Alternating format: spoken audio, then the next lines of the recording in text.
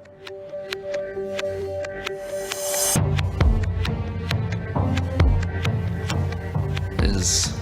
am sorry. I'm absolutely convinced of that. Tonight, First Nation residential school survivors get their audience with the Pope.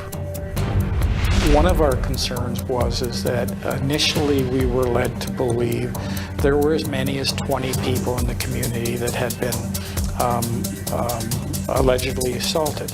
Plus, Ganawage votes to move the body of a Roman Catholic priest out of their territory. We started as a 1 week on the ice in one wall tent, and then last year we had 2 weeks, and we're here on Mackenzie Island. And this year it's a full-fledged land-based cultural education program for northern fish camps.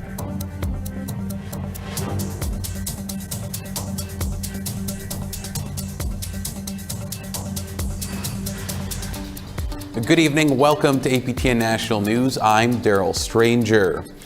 We begin tonight in Rome as First Nations leaders, survivors, and youth met with Pope Francis to share how residential schools affected their lives and the lives of thousands of others. APTN's Tina House continues her ongoing coverage of this historic event and has this story.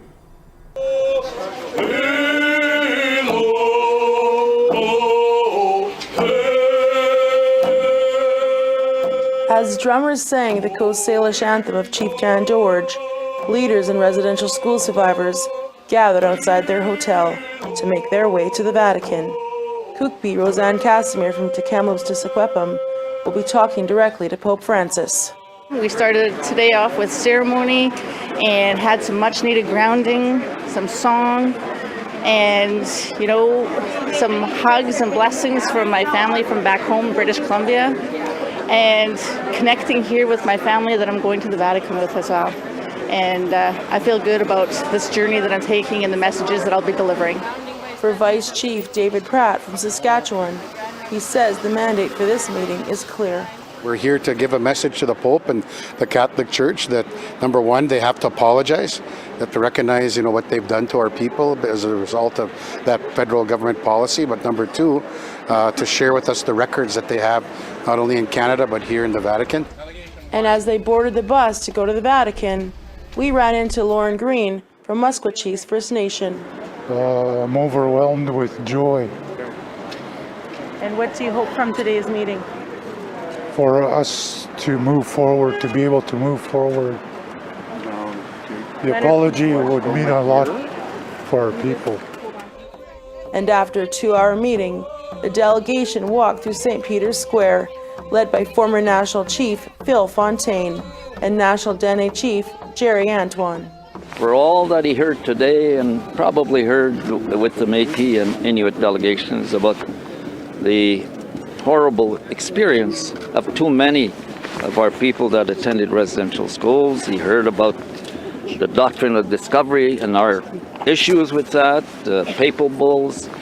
He heard about the TRC, the Truth and Reconciliation, the 94 calls to action, the principles of reconciliation.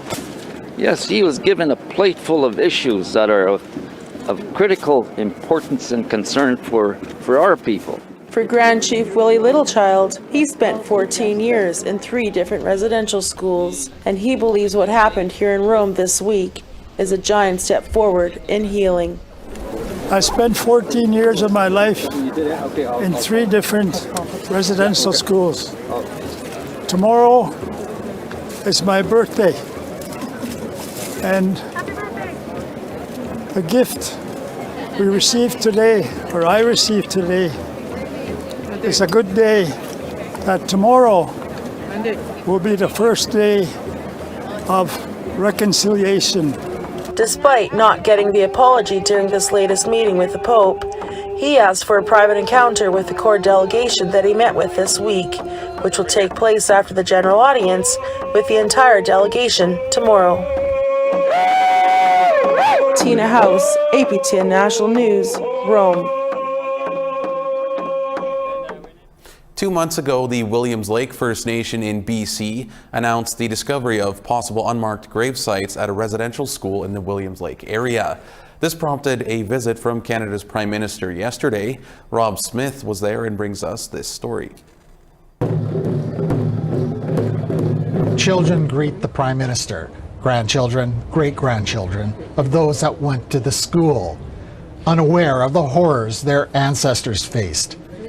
Later, the Prime Minister meets those people that lived through those horrors. I'm mostly here to listen. Chief Fred Robbins suffered sexual and physical abuse at the St. Joseph's Residential School. I'm going to be blunt. Reconciliation is a word for those that are privileged. It's not a word for those that have lived through these residential schools. The St. Joseph's Residential School operated in the Williams Lake area in BC for over 100 years. Earlier this year, Williams Lake First Nation announced the discovery of 93 possible unmarked graves near the site, adding to the list of graves found all across the country. We know that survivors were compensated, those that didn't survive. What about their families? What about their communities?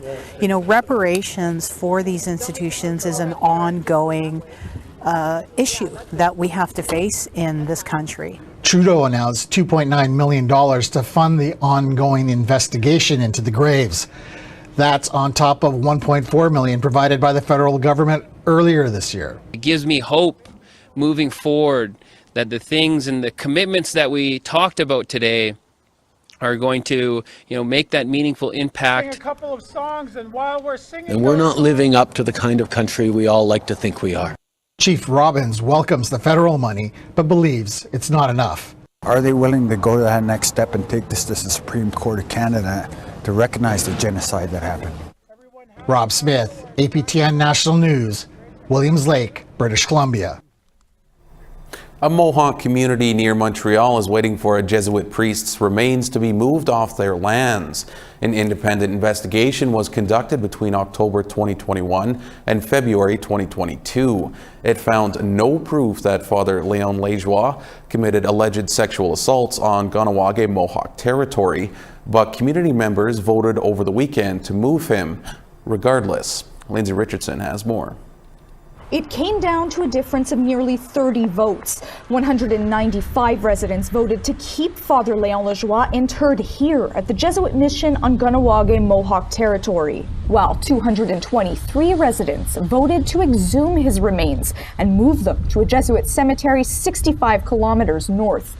An independent firm appointed by the Jesuit Order of Canada recently investigated a number of allegations of sexual assault made against Lajoie, and in their executive summary found most community members' claims couldn't be substantiated. One of our concerns is that initially we were led to believe there were as many as 20 people in the community that had been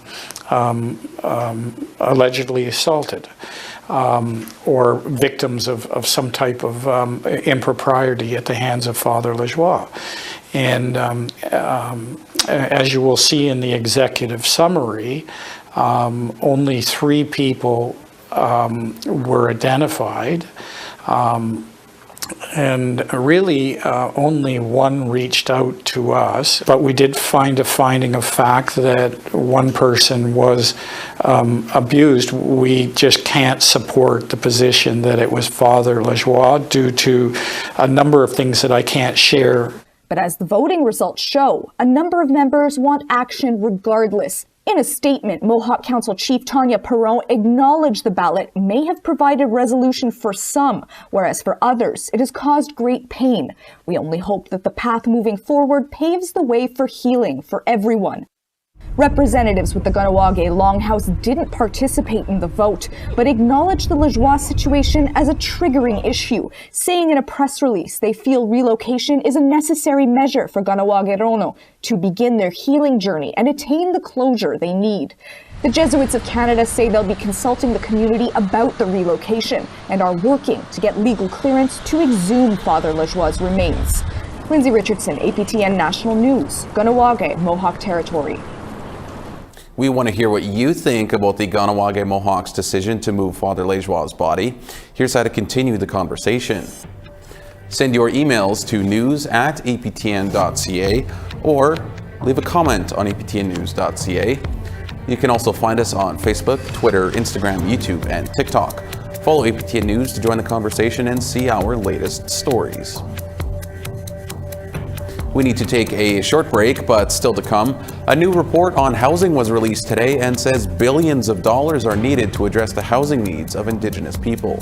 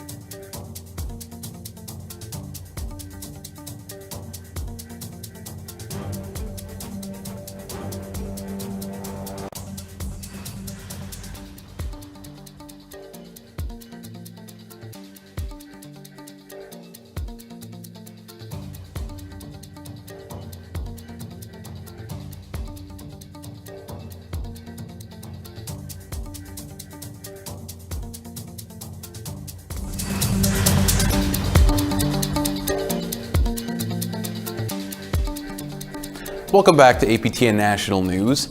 A federal housing council says Canada needs to spend more than $6 billion this year and next to address the urgent housing needs of Indigenous people in urban, rural, and northern communities. Joining us now to discuss this new report is our Nunavut reporter, Kent Driscoll. So, Kent, what's the gist of what the council found in its report released today? Well, Daryl, in broad terms, the report lays out just how big the Indigenous housing gap is here in Canada. Now, their approach, they have an acronym for it, EARN, Urban, Rural, and Northern. Now, we all know well here at APTN News, when First Nations, Métis, and are all combined into one policy, people assume that all three are identical, and we know that they're not. Well, the same goes for housing. Now, rural and northern housing gets most of the attention here, but urban Indigenous housing gets a lot of attention in this report as well. Basically, the authors of the report are taking great pains to make sure that we know that they know that there's a difference. Now, northern in particular, they acknowledge things do happen quite differently here. All right, so the federal government created this council. Can we expect the recommendations to make it into next week's federal budget? Well, that would surely seem to be the plan. I mean, it'd be pretty odd for a government-created agency to drop a report this big right before a budget and then not fund it a week later. But stranger things have happened. I think back to this is the same government, the same party that ignored the Competition Bureau of Canada when they said that letting the Northern Airlines merge would create a monopoly. They went ahead and did that anyway. So, but the timing makes us think it's very likely to happen because today's March 31st. That's fiscal year end for a lot of the agencies that would be funded under this. Basically, April 1st is New Year's Day for money for government organizations. All right, so the housing crisis is affecting many Indigenous people in this country, and it's most acute in the north. Now, you've covered the problems pretty extensively. How much of that $6 billion would the north, so the NWT, the Yukon, Nunavut, need to put a dent in that problem? Lots of it. In Nunavut alone, $1 billion. $1 billion can do the trick, according to the Nunavut Housing Corporation. But that's just to get us caught up. They say there needs to be about 3,000 new homes here in Nunavut to meet current demand. Now, over in the NWT, they also figure they need around 3,000 homes, but their estimate for what that would cost is lower, somewhere between 500 and 600 million. Nunavut's pricier because every single part has to come by sea or by air. As for the Yukon, they're leading the country in population growth, and the vacancy rate in Whitehorse is just a little over 2%. And so that's a difficult market that could surely use some housing starts as well. All right, Kent, thanks so much for this. Koyanamik, anytime. A First Nations group from British Columbia was in Ottawa this week, lobbying the federal government to reconsider its plan to transition away from open net salmon farms by 2025. Now, existing salmon farm licenses are set to expire in June. Many First Nations are against the farms, saying they disrupt salmon stocks, but others are invested in and benefit from the industry. The Pro Fish Farm organization says a permanent ban would cost jobs. There's 279 full-time jobs that exist on the reserve alone, with over 400 with First Nations people living off the reserves in the surrounding communities. There's over $50 million of direct revenue per year that our communities stand by to lose if this decision's made prematurely. All right, we need to take one final break, but still to come. March is a month of fish camps in the north. One popular site near Yellowknife is drawing a bigger crowd with each passing year. Traditionally, I've never grown up on the land, and now being at Dechinta, I've been able to build up that confidence to be on the land, to do what my grandmothers have done.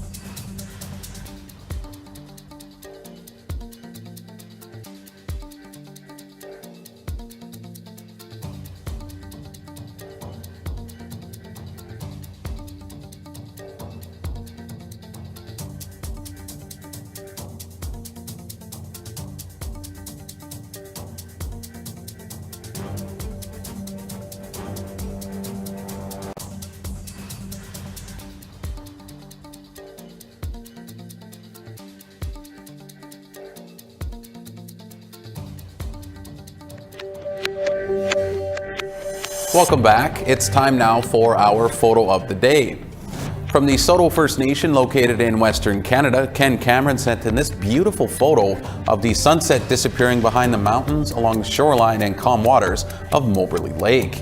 Send your photos by email to share@aptn.ca for the chance to be featured as our next photo of the day. And now let's take a look at tomorrow's weather forecast. Starting in the east, 14 degrees in Charlottetown and 14 in Halifax. 5 degrees in Happy Valley Goose Bay and 2 degrees in Cartwright.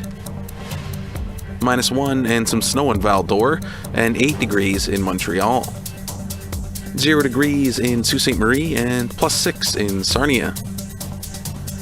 3 degrees and cloudy in Big Trout Lake and 4 degrees in Sioux Lookout. -8 with some snow in Churchill and -3 in snow in Thompson. 3 degrees and some snow in Barons River and +6 in Winnipeg. 1 degree in North Battleford and 5 in Regina. -9 in Uranium City and -2 in snow in Buffalo Narrows. In the west, snow and -7 in Fort Chipewyan and 2 degrees in snow in Peace River. 5 in Edmonton and 11 in Lethbridge. 9 degrees in Vancouver and 8 degrees in Bella Coola. 7 degrees and some light snow in Smithers and 1 degree in Dease Lake. -20 in Clear in Old Crow and -6 in Clear in Dawson. -20 in Norman Wells and -19 in Yellowknife. -21 in Colville Lake and -23 in Fort McPherson. Snow and -24 in Cambridge Bay and -16 in Chesterfield. Snow and -14 in Resolute and -5 in snow in Iqaluit.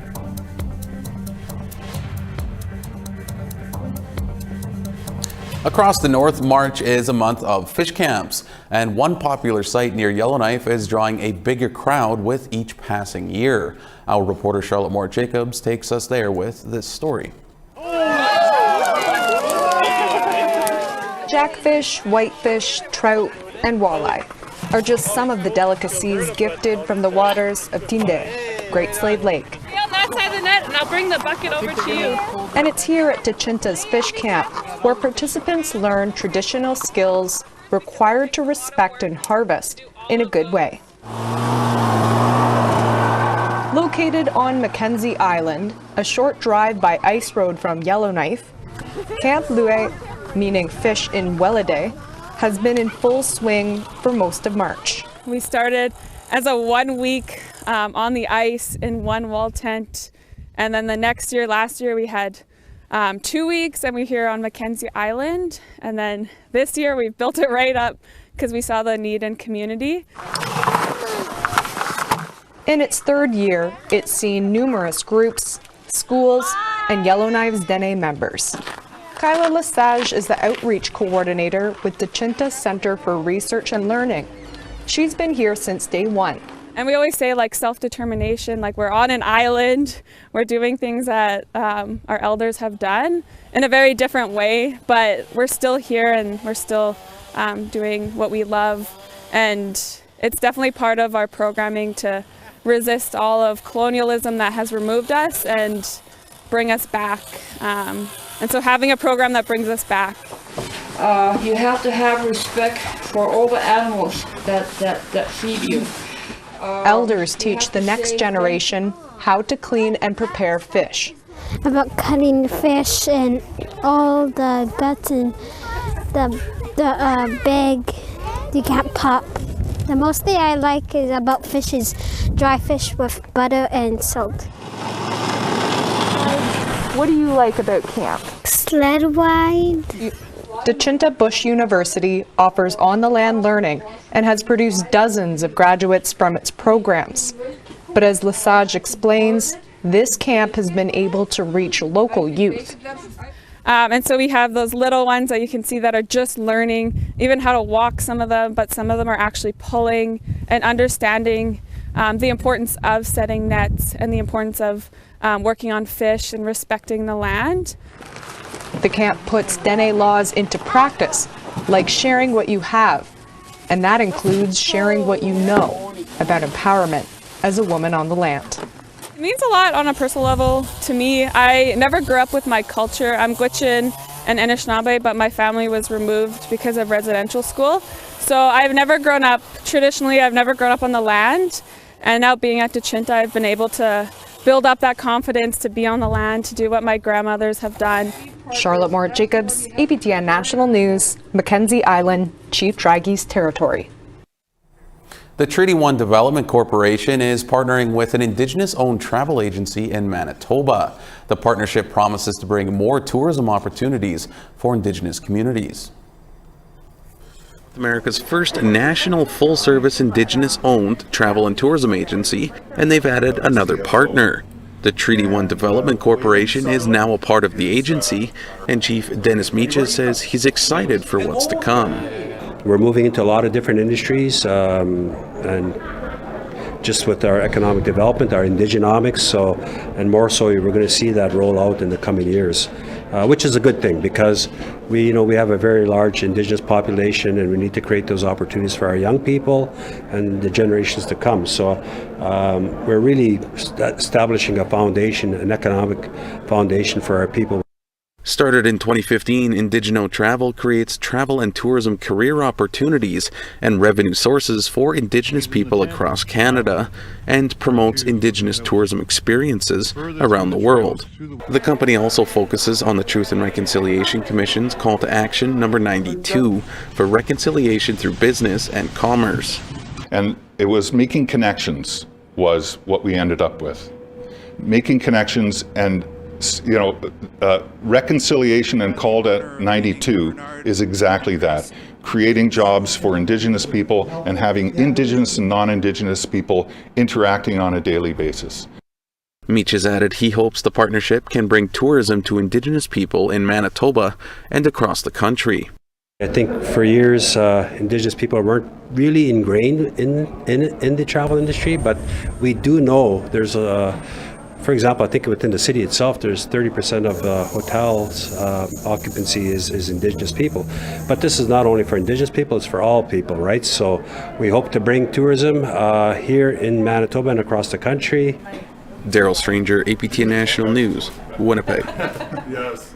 It's Thursday, and that means a new episode of Nation to Nation is nearly upon us. Here's host-producer Brett Forrester with what's coming up. Thanks, Winnipeg.